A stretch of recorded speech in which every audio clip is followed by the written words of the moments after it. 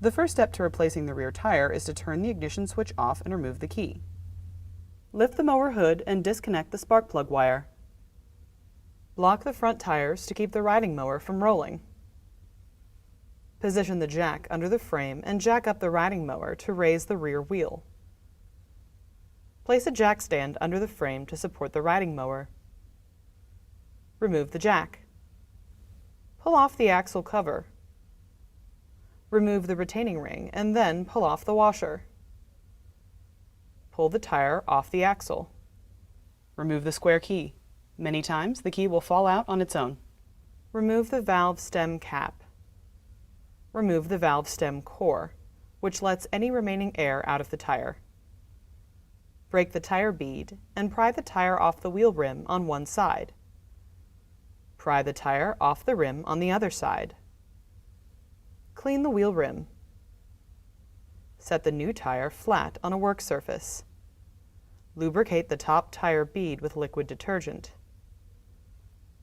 Pry the rim into the top side of the tire. Use blunt tools to pry the tire to avoid damaging the new tire bead. Flip the rim and tire over. Lubricate the tire bead with liquid detergent. Pry the remaining side of the tire onto the rim. Install ratcheting tension straps around the outer edge of the tread on each side of the tire. Tighten the straps to force the beads outward. Fill the tire with air to seat the tire bead. Reinstall the valve stem core and fill the tire with just enough air to keep the beads seated. Carefully release the tension straps and then remove them. Fill the tire fully with air. Reinstall the valve stem cap. Slide the wheel on the axle and line up the key slots in the rim and axle. Apply anti-seize compound. Push the key into the rim. Reinstall the washer and snap the retaining ring onto the axle. Push the axle cover onto the wheel.